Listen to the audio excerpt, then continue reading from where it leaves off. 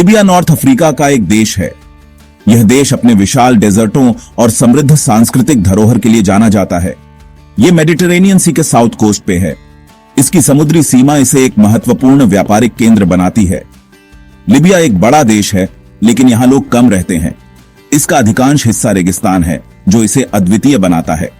ज्यादातर लोग कोस्ट के पास रहते हैं। यहाँ के तटीय शहरों में जीवन की हलचल देखने को मिलती है। कैपिटल सिटी त्रिपोली है, जो लीबिया का सबसे बड़ा शहर भी है। त्रिपोली अपने ऐतिहासिक स्थलों और आधुनिक जीवन शैली के लिए प्रसिद्ध है। अरेबिक ऑफिशियल लैंग्वेज है और इस्लाम मेन रिलीजन है। यहाँ की संस्कृति में इस्लाम का गहरा प्रभाव है।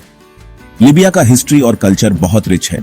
यहाँ के प्राचीन खंडहर और सांस्कृतिक धरोहर इसकी गवाही देते हैं। पहले यहाँ रोमन एम्पायर का राज था, फिर ऑटोमन एम्पायर का। इन साम्राज्यों ने यहाँ की वास्तुकला और संस्कृति पर गहरा प्रभाव डाला। 20वीं सेंचुरी में लीबिया आजाद हुआ और मुअम्मर गद्दाफी ने 40 साल से ज्यादा राज किया। गद्दाफी का शासन विवादास्पद रहा। अभी कुछ टाइम से लीबिया में बहुत प्रॉब्लम्स हैं। यहाँ के लोग संघर्ष और अस्थिरता का सामना कर रहे हैं।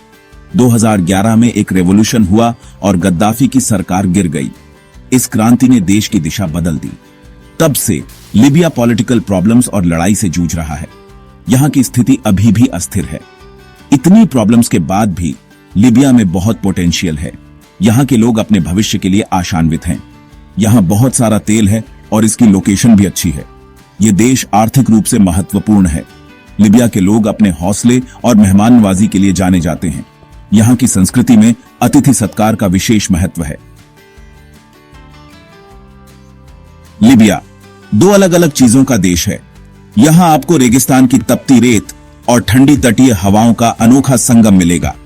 ज्यादातर देश सहारा रेगिस्तान से घिरा है, जो अपने विशाल आकार और कठिन परिस्थितियों के लिए जाना जाता है। यह दुनिया की सबसे गर्म और सूखी जगहों में से एक है, जहां तापमान अक्सर 50 डिग्री सेल्सियस से ऊपर चला जाता है।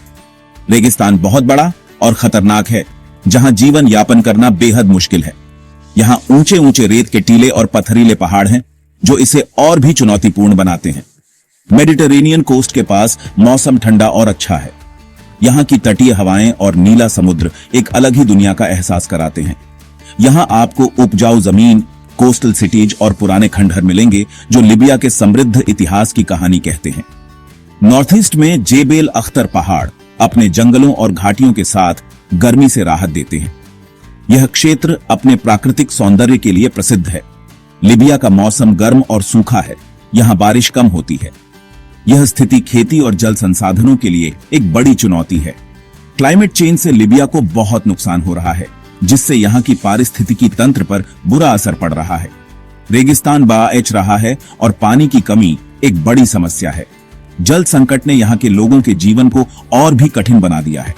हाल ही में बहुत ज्यादा बाढ़ ने देश के कुछ हिस्सों को तबाह कर दिया, जिससे यहाँ के निवासियों को भारी नुकसान हुआ है, जिससे क्लाइमेट एक्शन की जरूरत दिखाई देती है। हमें मिलकर इस संकट का समाधान ढूंढना होगा। इतनी मुश्किल हालत के बावजूद लीबिया के रेगिस्तान में कई तरह के जीव जंतु रहते हैं। यह जीव जंतु इस कठिन वातावरण में भी जीवन जीने का तरीका ढूंढ लेते हैं। मजबूत डिजर्टी पौधों से लेकर ऊंट और हिरण जैसे जानवर इस मुश्किल जगह में भी जिंदा रहते हैं। यह सब हमें प्रकृति की अद्भुत सहनशीलता का उदाहरण देते हैं। 2011 में लीबिया में एक क्रांति हुई, जिसने इसके इतिहास को बदल दिया। पास के देशों में हो रहे विद्रोह से प्रेरित होकर लीबिया के लोग मुअम्मर गद्दाफी के खिलाफ उठ खड़े हुए, जो 4 दशकों से ज्यादा समय से सत्ता में थे। लोकतंत्र और इंडिपेंडेंटी की चाहत से भड़की क्रांति जल्द ही एक बड़े गृहयुद्ध में बदल गई। अंतरनेशनसीय सहयोगियों की मदद से लीबिया के लोगों ने गद्दाफी के शासन को उखाड़ फेंकने के लिए लड़ाई लड़ी। महीनों की कड़ी लड़ाई के बाद गद्दाफी को पकड़ लिया गया और मार दिया गया, जिससे उसका शासन खत्म हो गया। लीबिया के लिए क्रांति एक बहुत बड़ी घटना थी, जो एक बेहतर भविष्य की उम्मीद लेकर आई थी। हालांकि क्रांति के बाद का समय बहुत मुश्किल भरा रहा। लीबिया को अपनी सरकार और संस्थानों को नए सिरे से बनाने का मुश्किल काम करना पड़ा। क्रांति के बाद लीबिया एक स्थिर सरकार बनाने और देश को एक करने के लिए संघर्ष करता रहा।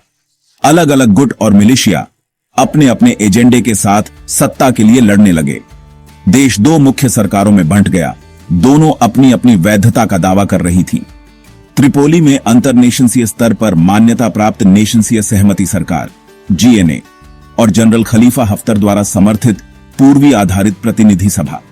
राजनीतिक अस्थिरता और संघर्ष के लिबिया पर विनाशकारी परिणाम हुए।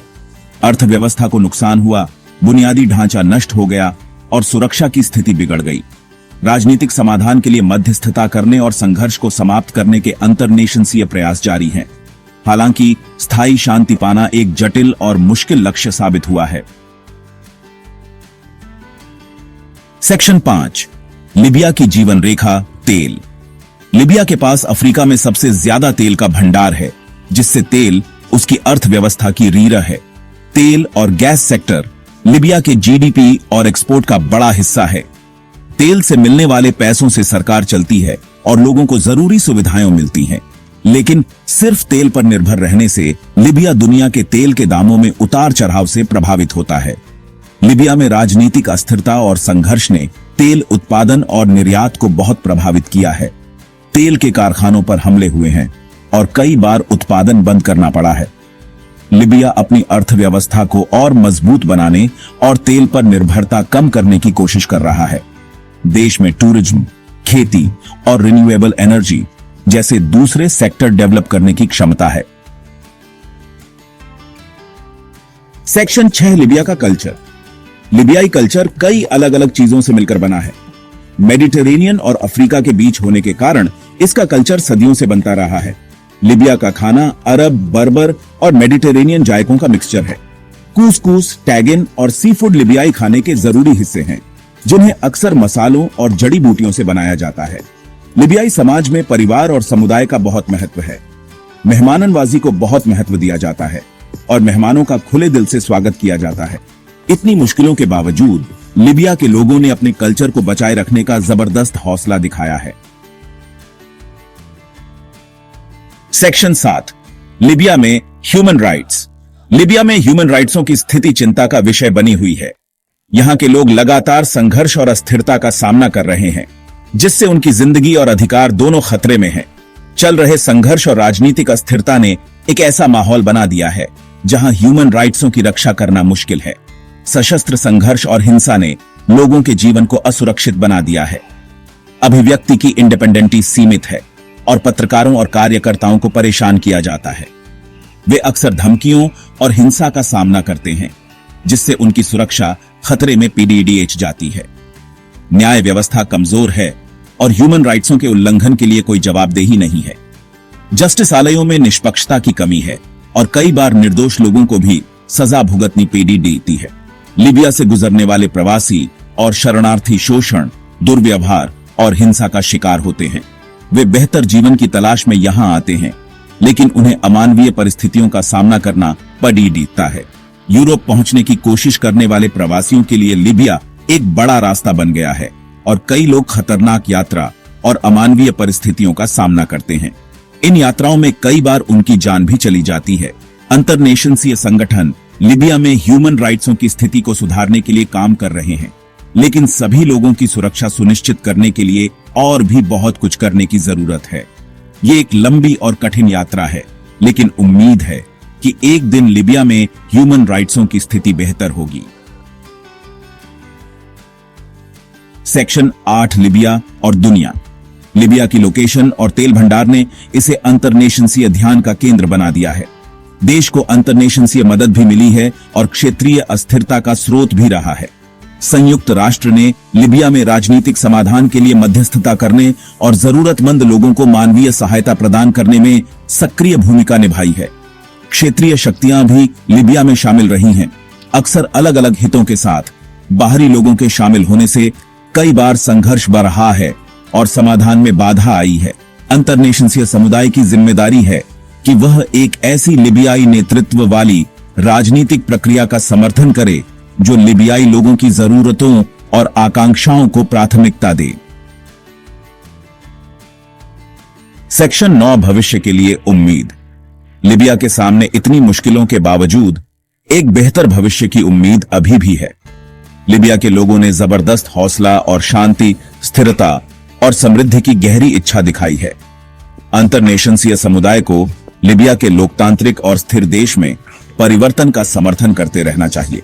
इसमें मानवीय सहायता प्रदान करना, बातचीत और सुलह को बढ़ावा देना और ह्यूमन राइट्सों के उल्लंघन के लिए जिम्मेदार लोगों को जवाबदेह ठहराना शामिल है। आगे का रास्ता लंबा और कठिन होगा, लेकिन दृढ़ संकल्प, एकता और अंतर्नेशंसीय समुदाय के समर्थन से लिबिया अपनी वर्तमान चुनौतियों से पार पा सकता है और अपने सभी नागरिकों के लिए एक बेहतर भविष्य का निर्माण कर सकता है।